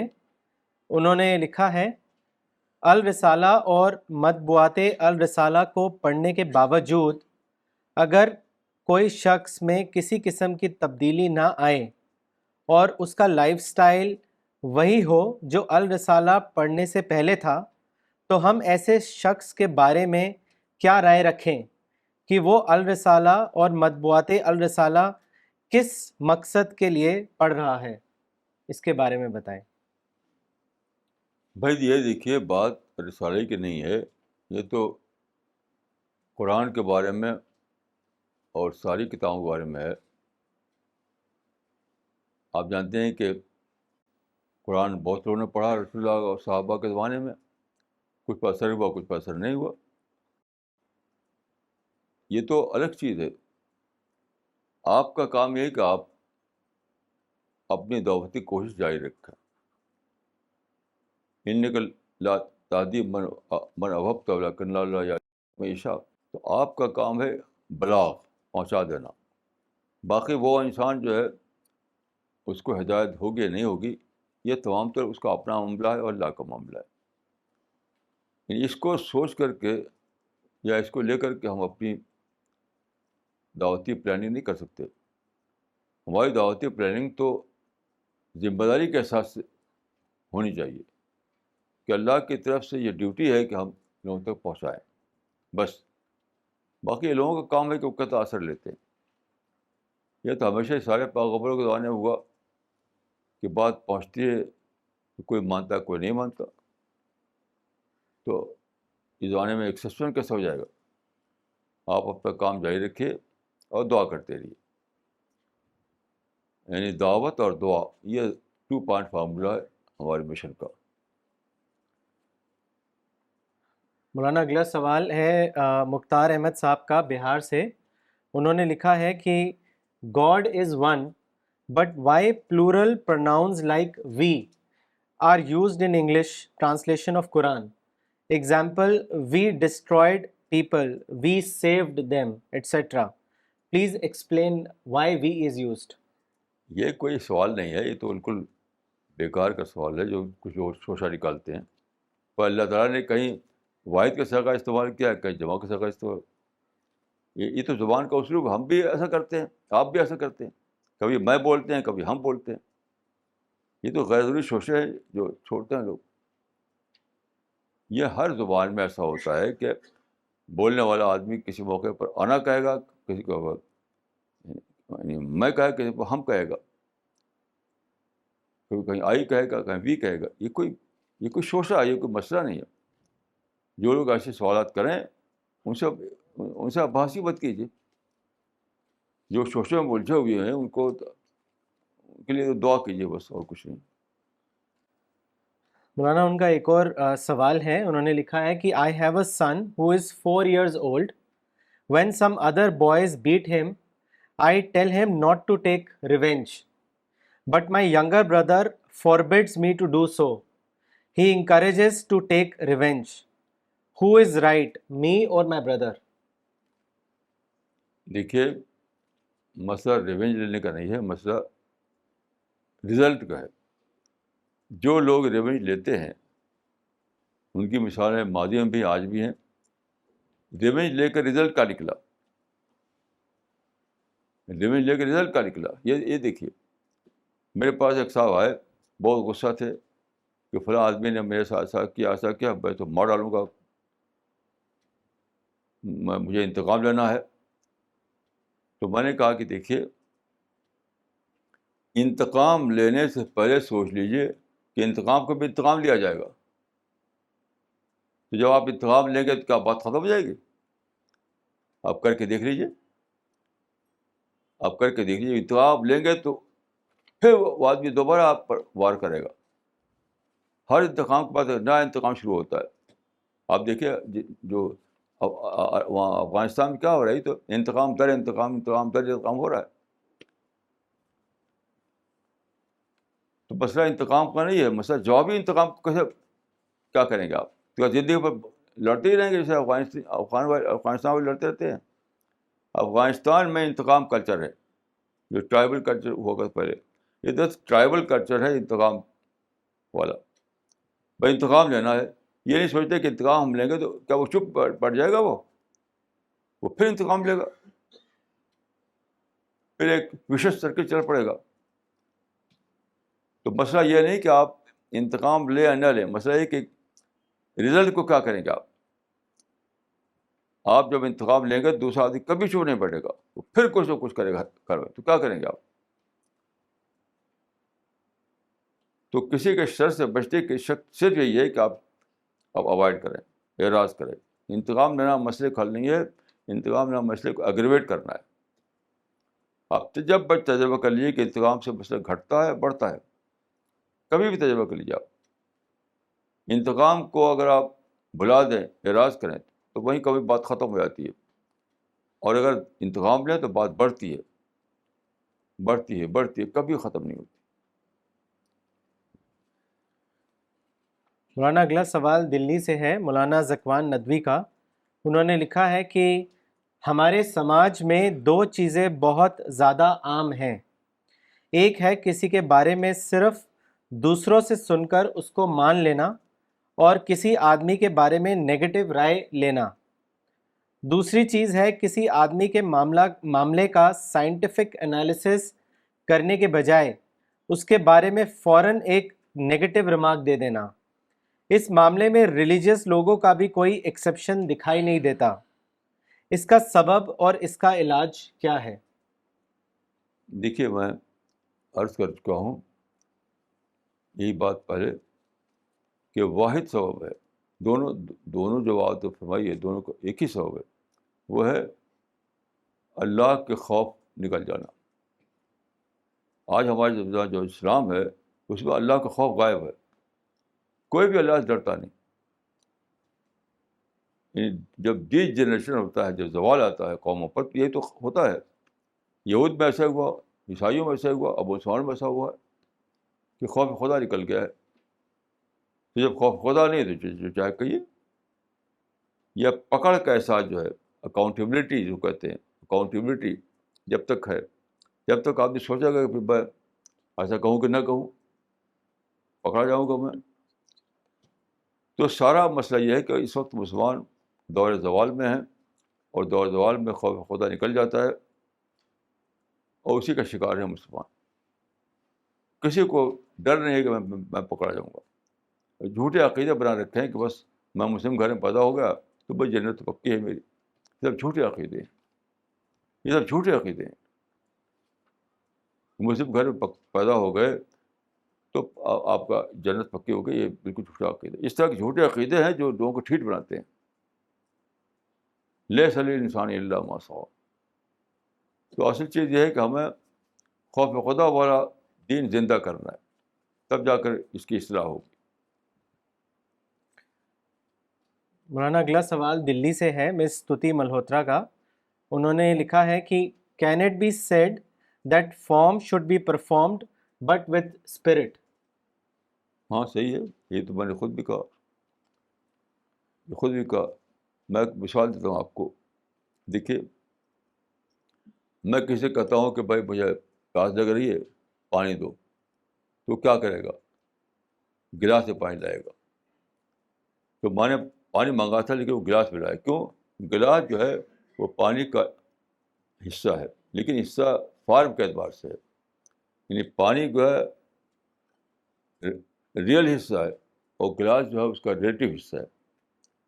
تو گلاس اگر نہیں ہو، پانی ایک کنٹینر چاہیے، کنٹینر نہیں تو پانی کہاں ٹکے گا. تو فارم ضروری ہے، لیکن یہ اس کو اچھی طرح سمجھنا چاہیے کہ فارم جو ہے ریلیٹیو پارٹ ہے، اسپرٹ جو ہے ریئل پارٹ. مولانا اگلا سوال دلی سے ہے، مس نغمہ صدیقی کا. انہوں نے آپ سے پوچھا ہے کہ how can we realize God at a conscious level? بھائی میں تو ہر وقت سوچتا رہتا ہوں، آج بھی سوچ رہا تھا کہ کیسا عجیب غریب یہ ہوگا وہ ہستی جس نے ایسا انسان بنا دیا، جس کے اندر ہاتھ ہے، انگلیاں ہیں، پاؤں ہے، سوچنا ہے، یہ سننا ہے، دیکھنا ہے، یہ ساری صفتیں جو ہیں تو کیسے میں نے تو پیدا نہیں کی. پھر مجھے ایک عجیب غریب بات سمجھ آئی کہ آج میں سوچتے سوچتے کہ اللہ تعالیٰ نے صرف میٹر نہیں پیدا کیا، میننگ بھی پیدا کی. میننگ یعنی مثال کے طور پر یہ ہاتھ پاؤں ہے، یہ اللہ تعالیٰ نے پیدا کیا، لیکن ایک اور چیز ہے میننگ، تھنک، مثلا سوچ ہے، محبت ہے، سینس آف انجوائمنٹ ہے، ویژن ہے، ہیئرنگ ہے. یہ سب مٹیریل چیزیں نہیں ہیں، نان مٹیریل چیزیں. تو اللہ تعالیٰ نے صرف مٹیریل چیز نہیں پیدا کی، نان مٹیریل چیزیں پیدا کی. کیونکہ میں خود، یعنی اگر میں پانی پیتا ہوں، مجھے پانی اچھا لگتا ہے، تو وہ اچھا لگنا وہ بھی ایک کریشن ہے. وہ بھی کریشن ہے. تو کیسا عجیب خدا ہے وہ جس نے مٹیریل چیزیں پیدا کی اور نان مٹیریل چیزیں پیدا کی, یعنی تھنکنگ پیدا کی اس نے. تھنکنگ میں نہیں پیدا کر سکتا. میں جہاں بیٹھتا ہوں وہاں اکثر کوے آتے ہیں, تو میں سوچتا ہوں کووں کے اندر کوئی سوچ نہیں, میں اندر سوچ ہے. تو یہ سوچ میں نے بنائی کیا؟ یہ سوچ خود نہیں بنائی میں نے, یہ میرے ماں باپ نے دیا مجھ کو. وہ آج وہ بھی کریشن ہے جس نے تھنکنگ کو کریٹ کیا, محبت کو کریٹ کیا, اور سینس آف انجوائمنٹ کریٹ کیا. وہ سارے جو میننگ والی چیز ہے اس کو کریٹ کیا. تو کیسا عجیب غریب ہے وہ خدا. یہ سب سوچتا ہوں تو ایک عجیب احساس ہوتا ہے اللہ کی عظمت کا, اللہ کی بڑائی کا. اور پھر یہ احساس ہوتا ہے کہ مجھے یعنی ایک تعلق باللہ پیدا ہوتا ہے, جو کہتے ہیں صلۃ العبد بربہ پیدا ہوتا ہے. یہ سب چیزیں یہ سب سوچ سے آتی ہیں. یہ سب کا جو بنیاد ہے وہ سوچ ہے. مولانا ان کا ایک اور سوال ہے, انہوں نے لکھا ہے there is always a fear as to how do we make sure that our نمازیں ادر اعمال انکلوڈنگ لمیٹڈ دعوی work is accepted by God. Kindly comment. یہ تو رہے گا, یہ تو نام کے لیے کہ آسمان سے آواز آ جائے کہ ہم نے ایکسیپٹ کر لیا, یہ تو کبھی نہیں رہے گا, ختم. حدیث میں ہے کہ الایمان مع الرجاء والخوف, ایمان امید اور اندیشے کے درمیان ہے. تو وہ تو مطلوب ہے. اگر وہ نہ ہو تو آپ مائنڈ ایکٹیویٹ کیسے ہو؟ وہی چیز تو آپ کے مائنڈ کو ایکٹیویٹ کرتی ہے. پھر تو آپ ڈل ہو جائیں بالکل. That will lead to intellectual stagnation. وہ تو بہت پازیٹیو بات ہے, یعنی بالکل آدمی ڈل ہو جائے گا اس کے بغیر.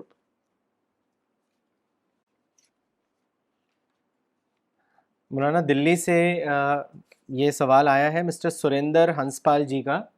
انہوں نے آپ سے پوچھا ہے مولانا صاحب nowadays I am regularly failing in all my job, please advise on how I can handle failures. بھائی دیکھیے, جب تک اسپیسیفک طور پر نہ معلوم ہو ہم کیسے کہیں گے؟ کیونکہ میرا ماننا یہ ہے کہ آدمی کے اندر کوئی نہ کوئی ویکنیس ہوتی ہے, اس کی وجہ سے وہ فیل ہوتا ہے. وہ ایکسٹرنل ریزن نہیں ہوتا.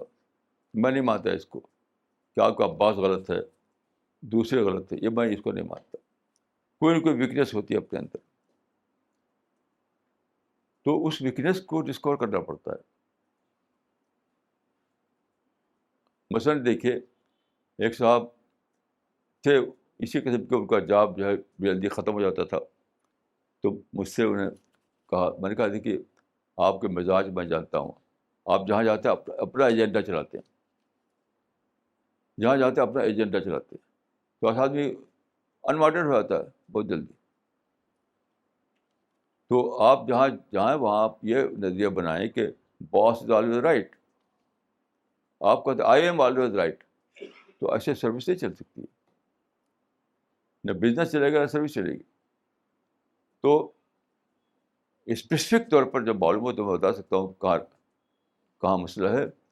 لیکن ان پرنسپل میں یہ کہوں گا کہ مسئلہ کبھی بھی یعنی ایکسٹرنل یعنی اپنی ایکسٹرنل ورلڈ میں نہیں ہوتا, انٹرنل ورلڈ میں ہوتا ہے. یعنی ہمارے اندر ہوتا ہے, باہر نہیں ہوتا ہے.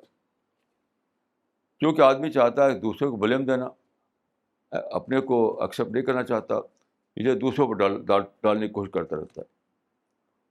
ایسا کبھی بھی نہیں ہو سکتا. میں اس کو بالکل, جو آدمی ایسا بولتا ہے میں کہتا ہوں کہ تم غلط کہہ رہے ہو. اپنی غلطی نہ ماننے کے لیے تو ایسی بولی بولتے ہو. میں کئی ایسے لوگ جانتا ہوں, ایک دو نہیں بہت سے لوگوں کو, کہ وہ اچھی صلاحیت تھی ان کے اندر, انوانٹیڈ بن گئے کیونکہ اپنا ایجنڈا چلاتے تھے. جا کر تو کون برداشت کرے گا بتائیے کہ اپنا ایجنڈا چلائیں؟ اپنا ایجنڈا چلانا ہے تو کسی پہاڑ میں چلے جائیے, کسی جنگل میں چلے جائیے. دوسرے کے ساتھ جب چاہیں گے آپ مل کر کام کرنا تو آپ کو جاننا پڑے گا دوسرا کیا چاہتا ہے, دوسرے کے ریکوائرمنٹ کیا ہے. یہ یعنی بطور پرنسپل میں یہی بات کر سکتا ہوں. باقی اسپیسیفک طور پر اس وقت کر سکوں گا جب آپ یہ یعنی اسپیسیفک مثال بتائیں اس کی. مولانا یہ سوال دلی سے ہے مسٹر محمد انس صاحب کا. انہوں نے لکھا ہے مولانا اکثر ہم ایک حدیث سنتے ہیں کہ جس آدمی کے پونچے ٹخنوں سے نیچے رہتے ہیں اسے جہنم میں ڈال دیا جائے گا. تو کیا ہم لوگوں کا اس حدیث پر عمل کرنا کمپلسری ہے جس پر اکثر مسلمان غور نہیں کرتے؟ نہیں بالکل غلط ہے. جو لوگ ایسی باتیں کرتے ہیں وہ بہت زیادہ یعنی اللہ تعالیٰ کا ان کی فلاگے ہوگی, فلاگے کوڑے مارا جائے گا ان کو. بس یعنی جنت جہنم میں اتنی دوری ہے, یہاں چلے گا جہنم, یہاں چلے جنت. یعنی کتنی ریڈیولس بات ہے یہ. آپ غور کیجئے کہ صرف 4 انگل کا فاصلہ ہے جنت جہنم میں. کہ آپ کا پاجامہ یہاں چلے گا تو آپ چلے گئے جہنم میں, یہاں آ گیا چلے گئے جنت میں. یعنی اسلام کو ریڈیکول کرتے ہیں لوگ. یہ سب اللہ کا انڈرسٹیمیشن ہے, یہ سب بالکل لغو باتیں ہیں. دیکھیے وہ حدیث جو ہے اس کو بتاتا ہوں کہ حقیقت یہ سب بالکل جھوٹے مسئلے بنا رکھے لوگوں نے, جھوٹے مسئلے بالکل اسلام کو بدنام کرتے ہیں. صحیح بات کیا ہو بتاتا ہوں آپ کو. صحیح بات یہ ہے کہ حدیث میں آتا ہے من جر ازارہ خیلا, من جر ازارہ خیلا, جو اپنے ازار کو گھسیٹے گھمنڈ کے طور پر. یہ اس کا ایک بیک گراؤنڈ ہے. اگر آپ جانتے ہو کہ پہلے زمانے میں بادشاہ اور جو ہوتے تھے تو جب چلتے تھے تو لمبا عبا قبا ان کا ہوتا تھا اور بہت پیچھے لٹکتا تھا, بلکہ بے جو ہوتے ان کو پکڑے رہتے تھے کچھ لوگ خادم, کہ گھستا ہوا چلتا تھا. وہ گھمنڈ کے انداز میں ہوتے تھے. وہ تو گھمنڈ کی نشانی ہے, غرور اور آروگنس. اس کو فرمایا رسول اللہ صلی اللہ علیہ وسلم. یہ تھوڑی کہ بس یہاں چلے جائے جہنم, یہاں چلے جنت. سب بالکل جھوٹا مسئلہ ہے, جھوٹے فتوے ہیں, اس کی کوئی حقیقت نہیں. اگر کوئی تفصیل آپ چاہتے ہو تو میرے پاس آئیے, میں آپ کو تفصیل بتاؤں گا. اصولی بات میں یہ کہہ رہا ہوں کہ وہ اس کپڑے کے لیے جس میں کہ بطور گھمنڈ کے, بطور شہادت یعنی اپنی بڑائی کے لوگ لمبے لمبے اوزار پہنا کرتے تھے, پیچھے لمبا گھسیٹتا تھا, اس کے لیے ہے وہ. ورنہ خود حدیث میں آتا ہے کہ حضرت ابوبکر جو تھے ان کا نیچے ہو جاتا تھا. تو ایک غلط قسم تعویل بنا رکھے کہ ان کا کولہا ایسا تھا کہ وہ لٹ جاتا ہے. کولہا رہے گا, یہ جھوٹی تعویل ہے. یہ کوئی کولہے کی بات نہیں ہے, کوئی کولہے کی بات. اصل چیز ہے کہ اس میں لوگوں نے فارم کو لے رکھا ہے, فارم. حالانکہ اصل چیز ہے اسپرٹ. یعنی اگر آپ اوپر کریں اس میں اگر آپ نے غرور بنا رکھا ہو تو وہ بھی جہنم میں لائے گا آپ کو. اصل چیز نیچا اوپر نہیں ہے. اصل چیز ہے کہ غرور اور گھمنڈ اور آروگنس وہ چیز ہے. حدیث میں آتا ہے کہ من کان فی قلبی حبۃ خردل من کبر, جس آدمی کے اندر کبر یعنی آروگنس کا ایک ذرہ بھی ہو اس کو میں جہنم میں ڈال دوں گا. تو اصل چیز جو ہے وہ کبر ہے, نہ کہ نیچا اونچا ہونا. جو نیچا اونچا ہونے کو لے کر کے مسئلہ بتاتے ہیں بالکل جھوٹے مسئلے بتاتے ہیں. وہ اس کی کوئی حقیقت نہیں, اس کا اسلام سے کوئی تعلق نہیں. مولانا اگلا سوال. خود وہی ان لوگوں کو دل میں کبر بھرا ہوتا ہے, کبر کے پہاڑ بنے رہتے ہیں اور مسئلہ یہ بتاتے ہیں, سمجھتے ہیں کہ بس ایسا پجام ہو جائے تو بس جنت پکی ہوگی. یہ اس کا اسلام سے کوئی تعلق نہیں. مولانا اگلا سوال روڑکی سے ہے ساجد انور صاحب کا. انہوں نے لکھا ہے مولانا we live in a world of distractions, how can we save ourselves from them, please guide. دیکھیے ڈسٹریکشن تو ہوگا ہی. حضرت آدم کو جنت میں رکھا گیا تو وہاں بھی ایک تھا فاربڈن ٹری. وہ کیا تھا؟ That was source of distraction. وہ اللہ تعالیٰ نے بتا دیا کہ ڈسٹریکشن رہے گا, تم کو اس سے اپنے کو بچانا ہے. یہ تو کریشن پلان آف گاڈ میں شامل ہے کہ ڈسٹریکشن رہے گا اور اس سے اپنے کو بچائے گا. اس سے یہ کوئی منفی بات نہیں ہے. اس سے آپ کا مائنڈ ایکٹیو رہتا ہے, آپ کا دماغ زندہ رہتا ہے, آپ بار بار سوچتے ہیں, آپ کی تھنکنگ ڈیولپ ہوتی ہے. یہ بہت اچھی بات ہے. اگر اس طرح کے حالات نہ ہوں تو آدمی ڈل ہو جائے. مولانا اگلا سوال دلی سے ہے, محمد آصف ریاض صاحب کا. انہوں نے لکھا ہے, مولانا صاحب, while reading your tafsir Tazkirul Quran, we feel that we are still in Quran, while other tafsirs take us away from Quran. Maulana Sahab, please let us know how you managed to write such a great tafsir.